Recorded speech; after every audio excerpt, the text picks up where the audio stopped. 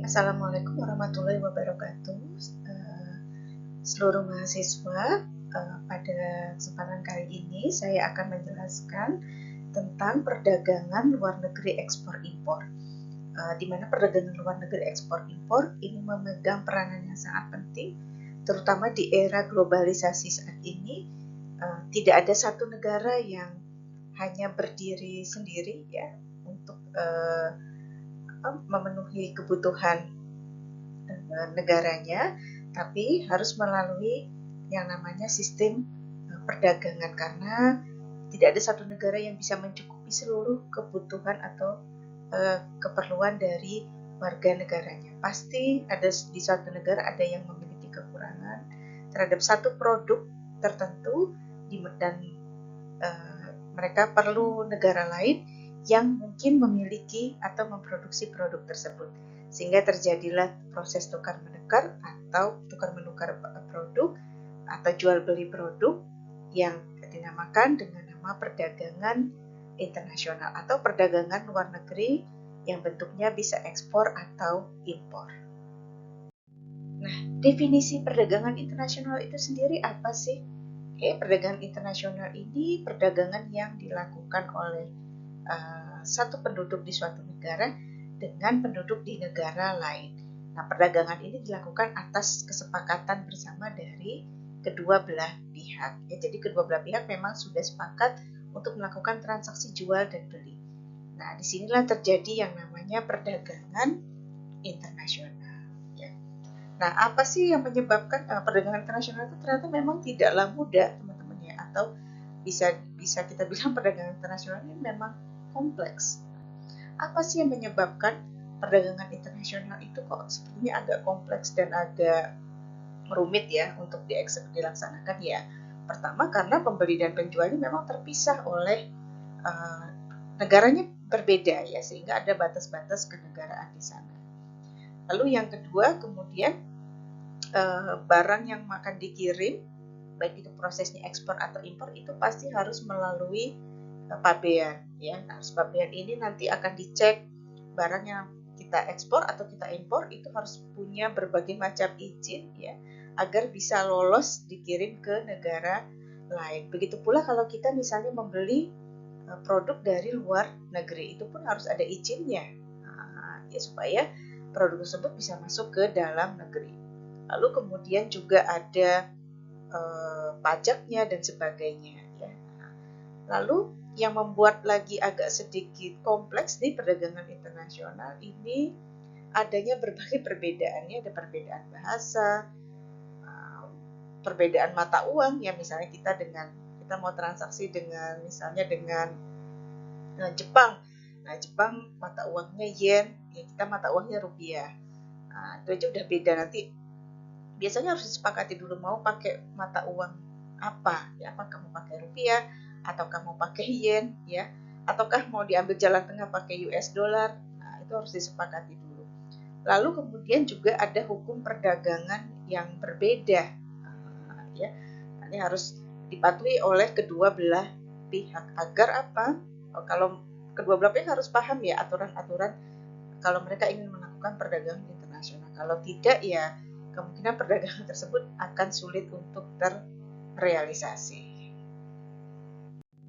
Baik, kita masuk ke teori-teori perdagangan internasional. Yang pertama ialah pandangan kaum merkantilisme. Nah, kaum merkantilisme ini apa sih? Kaum merkantilisme adalah kelompok atau penganut paham merkantilisme, yaitu suatu aliran ekonomi yang berkembang pesat di Eropa pada abad ke-16 hingga abad ke-18. Nah, inti dari ajaran ini adalah bahwa kekayaan dan kekuatan suatu negara ditentukan oleh jumlah logam mulia, seperti emas dan perak yang dimiliki oleh negara tersebut. Nah, untuk mencapainya, negara harus mendorong ekspor sebanyak mungkin dan membatasi impor agar terjadi surplus perdagangan. Nah, dalam sektor perdagangan luar negeri, kebijakan merkantilisme ini berpusat pada dua ide pokok, yaitu yang pertama, pemupukan logam mulia. Tujuannya adalah pembentukan negara nasional yang kuat dan pemupukan kemakmuran nasional untuk mempertahankan dan mengembangkan kekuatan negara tersebut. Yang kedua, setiap politik ditujukan untuk menunjang kelebihan ekspor di atas impor. Teori berikutnya ialah teori keunggulan mutlak atau absolute advantage. Teori ini dikembangkan oleh Adam Smith dalam bukunya The Wealth of Nations pada tahun 1776.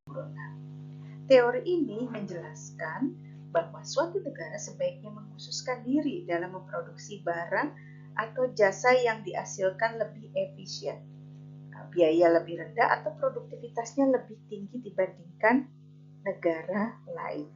Atau dengan kata lain, kalau suatu negara bisa memproduksi suatu barang lebih murah dan lebih cepat dari negara lain, maka negara tersebut memiliki keunggulan mutlak dalam memproduksi barang-barang tersebut. Misalnya, Indonesia ini bisa memproduksi kopi secara lebih efisien dibandingkan dengan Inggris. Sementara Inggris bisa memproduksi kain lebih efisien daripada Indonesia. Maka Indonesia itu akan lebih untung jika dia berdagang kopi, sementara Inggris akan lebih untung jika dia menjual atau berdagang di bidang kain, ya seperti itu contohnya. Oke, berikutnya ialah teori keunggulan komparatif atau comparative advantage oleh David Ricardo. Oke, teori keunggulan komparatif adalah konsep yang dikembangkan oleh David Ricardo pada awal abad ke-19 sebagai penyempurnaan dari teori keunggulan mutlak yang sudah dicetuskan oleh Adam Smith. Oke, teori ini intinya menjelaskan bahwa suatu negara sebaiknya mengkhususkan diri ya pada produksi barang yang dapat dihasilkan dengan biaya atau peluang biaya atau biaya yang paling rendah. Ya, bukan hanya yang bisa diproduksi lebih efisien secara mutlak. Ya. Jika kondisi suatu negara lebih produktif atas dua jenis barang, maka negara tersebut tidak dapat mengadakan hubungan pertukaran perdagangan. Nah, dari manakah keunggulan komparatif ini bisa dihasilkan? Keunggulan komparatif terjadi jika suatu negara lebih unggul terhadap kedua macam produk yang dihasilkan dengan biaya tenaga kerja yang lebih murah dibandingkan dengan negara yang lainnya. Contohnya, misalnya ada negara Indonesia dan Jepang. Indonesia mungkin bisa saja produksi kopi dan elektronik ya, tapi biaya kesempatannya, biaya opportunity cost-nya itu memproduksi elektronik lebih tinggi daripada kopi. Sementara Jepang lebih unggul dalam elektronik dan harus mengorbankan untuk membuat kopi. Jadi di sini udah terlihat nih, Indonesia lebih efisien dan opportunity cost-nya lebih besar untuk membuat kopi, sementara untuk Jepang itu lebih besar opportunity cost-nya dan lebih unggul jika dia memproduksi elektronik. Seperti itu. Nanti tinggal terjadi ada perdagangan internasional, dari Indonesia bisa mengekspor kopi dan dari Jepang bisa mengekspor elektronik ke Indonesia. Teori berikutnya ialah teori permintaan timbal balik atau reciprocal demand. Oke, teori permintaan timbal balik atau reciprocal demand theory adalah konsep dalam perdagangan internasional yang diperkenalkan oleh John Stuart Mill, yaitu seorang ekonom dari Inggris. Teori ini melengkapi dari teorinya David Ricardo. Oke, inti teorinya apa? Teori ini menjelaskan bahwa perdagangan internasional tidak hanya ditentukan oleh biaya produksi atau keunggulan komparatif saja, tetapi juga oleh kekuatan permintaan dari masing-masing negara terhadap barang yang diperdagangkan. Dalam satu perdagangan, suatu negara akan mengekspor barang yang kelebihan ya atau surplus dan mengimpor barang yang misalnya mereka kurang atau barang yang mereka butuhkan karena di negara mereka kurang produksinya, seperti itu. Contoh sederhananya, jika Indonesia dan Jepang berdagang kopi dan mobil, maka rasio pertukarannya itu seberapa banyak kopi ditukar dengan satu mobil akan ditentukan oleh seberapa besar permintaan Jepang terhadap kopi, dan sebaliknya permintaan Indonesia terhadap mobil. Ya. Suatu negara akan memperoleh manfaat manfaat apabila jumlah jam kerja yang dibutuhkan untuk membuat seluruh barang-barang ekspornya lebih kecil daripada jumlah jam kerja yang dibutuhkan seandainya seluruh barang diproduksi sendiri. Ya. Oke, teori ini menekankan bahwa perdagangan saling menguntungkan hanya terjadi bila ada keseimbangan dalam permintaan timbal balik. Baik, kita lihat apa saja sih manfaat dari perdagangan internasional. Yang pertama, suatu negara akan mendapatkan keuntungan jika memperoleh barang yang tidak diproduksi di dalam negeri sendiri. Jadi, dengan adanya perdagangan internasional, produk atau barang yang mereka butuhkan, misalnya tidak diproduksi di dalam negara mereka sendiri, bisa mereka dapatkan dari perdagangan internasional dari negara lainnya. Ya. Lalu memperoleh keuntungan dari spesialisasi, kemudian bisa memperluas pasar dan menambah keuntungan, dan adanya transfer teknologi modern.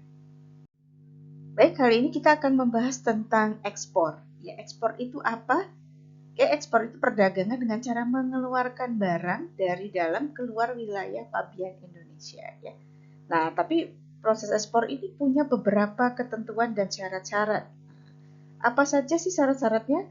Ya, jadi bagi perusahaan yang ingin melakukan ekspor itu harus punya beberapa syarat-syarat yang harus dipenuhi. Yang pertama, memiliki surat izin usaha perdagangan atau SIUP, ya, mendapatkan izin usaha dari departemen teknis atau pemerintah non-departemen, ya, memiliki izin ekspor, yang terdiri dari angka pengenal ekspor untuk eksportir yang berlaku 5 tahun, angka pengenal ekspor sementara berlaku 2 tahun, dan angka pengenal ekspor terbatas untuk PMA atau PMDN. Ya.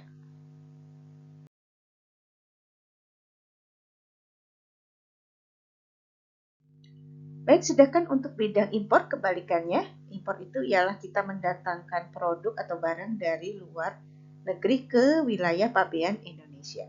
Nah, impor ini juga punya syarat-syarat. Yang pertama, perusahaan yang akan melakukan impor harus memiliki izin impor yang terdiri atas angka pengenal impor untuk importir umum yang berlaku selama menjalankan usaha. Lalu ada angka pengenal impor sementara berlaku untuk jangka waktu 2 tahun dan tidak dapat diperpanjang. Lalu kemudian angka impor sementara produsen untuk perusahaan di luar PMA atau PMDN, dan angka pengenal impor terbatas untuk perusahaan PMA atau PMDN.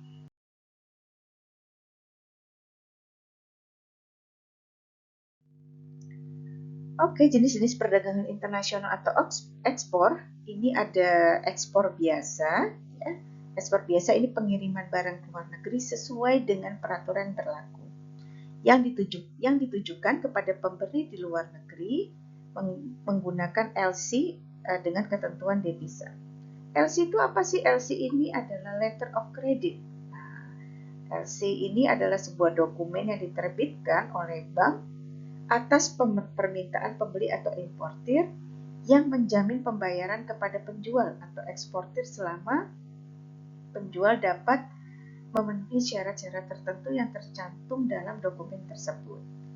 Secara sederhana, ini adalah alat pembayaran dalam perdagangan internasional yang memberikan rasa aman bagi kedua belah pihak. Ya, jadi kalau pakai LC ini pembelinya terlindungi karena pembayaran hanya dilakukan jika penjual menyerahkan dokumen-dokumen yang membuktikan barang sudah dikirim sesuai perjanjian. Ya. Nah, penjualnya juga terlindungi karena ada jaminan dari bank bahwa ia akan menerima pembayaran apabila memenuhi persyaratan dalam LC. Nah, yang kedua yaitu ekspor tanpa LC, jadi barang dapat dikirim terlebih dahulu, sehingga eksportir belum menerima LC harus ada izin khusus dari Departemen Perdagangan. Berikutnya kita akan membahas tentang barter. Apa sih barter? Barter ialah pengiriman barang ke luar negeri untuk ditukarkan langsung dengan barang yang dibutuhkan di dalam negeri. Barter ini ada yang pertama ada direct barter. Direct barter ini adalah bentuk barter yang paling sederhana, yaitu pertukaran langsung barang antara atau jasa antara dua pihak tanpa menggunakan uang. Nah, misalnya Indonesia menukar kopi dengan Rusia untuk pesawat tempur tanpa ada pembayaran tunai. Ya. Lalu yang kedua ada switch barter. Dalam switch barter, hak untuk menerima barang ditransfer ke pihak ketiga. Misalnya, suatu negara menerima barang hasil barter tapi tidak membutuhkannya. Nah, barang ini lalu dijual atau dialihkan ke negara lain. Biasanya nanti ada di diskonnya ya. Lalu yang ketiga ada counter purchase, yaitu ini perjanjian di mana penjual, ini biasanya perusahaan multinasional, menjual barang ke suatu negara dan berjanji akan membeli kembali barang dari negara tersebut dalam jumlah atau nilai tertentu di masa depan. Ya. Lalu ada buyback barter. Ini terjadi ketika sebuah perusahaan asing membangun fasilitas produksi di negara tertentu dan kemudian menerima pembayaran dalam bentuk hasil produksi dari fasilitas tersebut. Nah, contohnya misalnya perusahaan Jerman membangun pabrik baja di Indonesia dan dibayar sebagian dari output baja pabrik itu selama bertahun-tahun. Berikutnya ialah konsinyasi. Konsinyasi dalam perdagangan internasional ialah suatu bentuk kerjasama di mana pemilik barang mengirimkan barang ke pihak lain di negara lain untuk dijual. Tetapi kepemilikan barang tetap berada di tangan konsinyor atau pemilik barang sampai barang tersebut berhasil untuk dijual.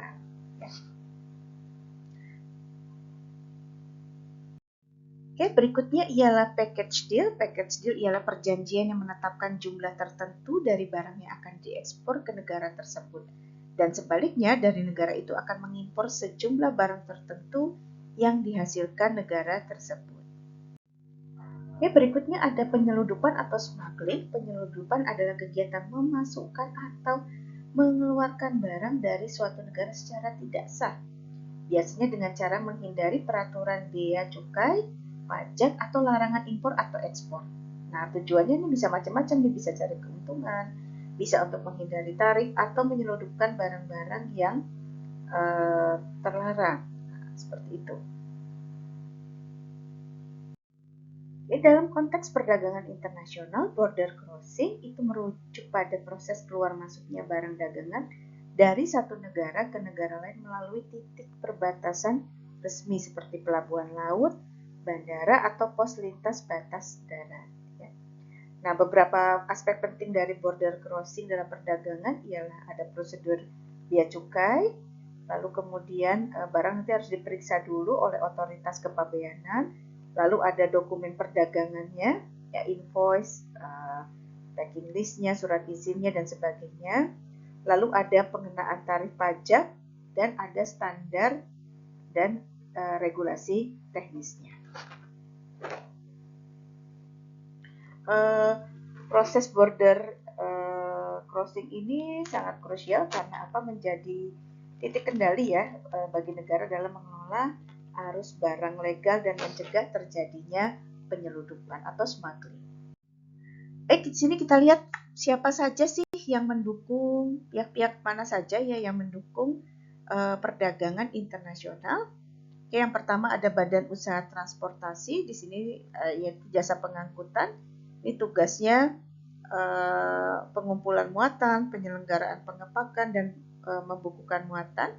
Lalu kemudian ada Bank Devisa, ini pihak yang memberikan jasa perkreditan dan pembiayaan baik dalam bentuk kredit ekspor, impor, maupun uang muka jaminan LC impor. Lalu ada maskapai pelayaran, ini perusahaan pelayaran yang memegang peranan penting dalam pengangkutan barang. Kemudian pihak berikutnya ada maskapai asuransi, di sini tugasnya menjamin risiko dalam setiap transaksi. Lalu ada kantor perwakilan atau kedutaan, fungsinya mengeluarkan dokumen legalitas yang berfungsi untuk mengesahkan proses shipping ya atau pengapalan suatu barang dari negara tertentu.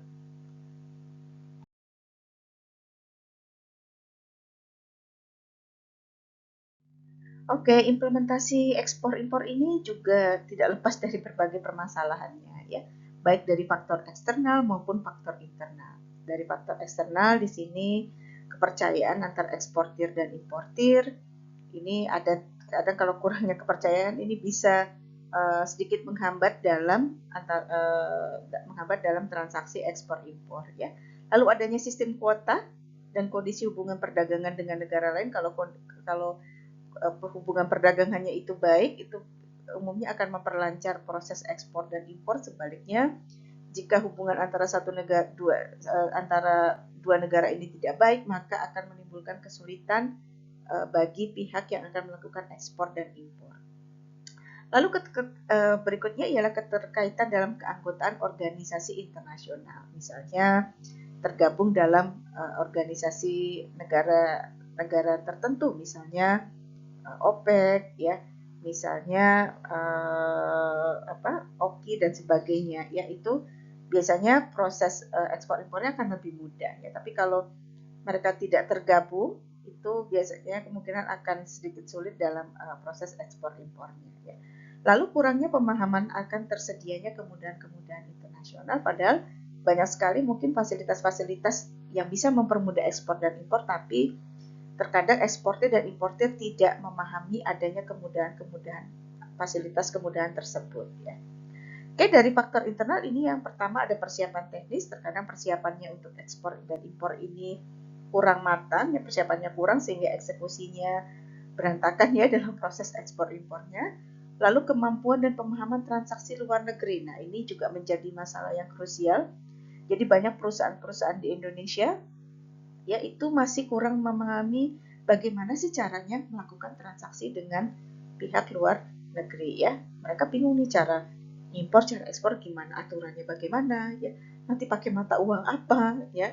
Lalu ada jaminannya apa nih kalau mereka transaksi ekspor atau impor ya. Nah ini kemungkinan mereka masih belum terlalu memahami.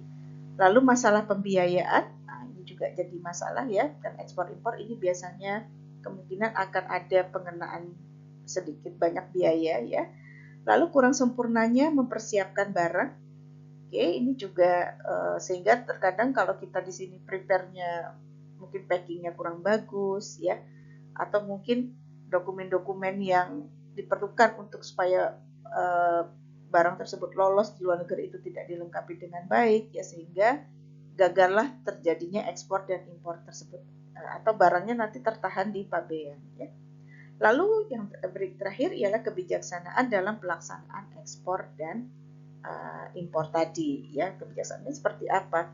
Apakah mendukung ataukah malah ada kebijakan-kebijakan yang mungkin nanti malah menghambat terjadinya atau menghambat perusahaan untuk melakukan ekspor dan impor.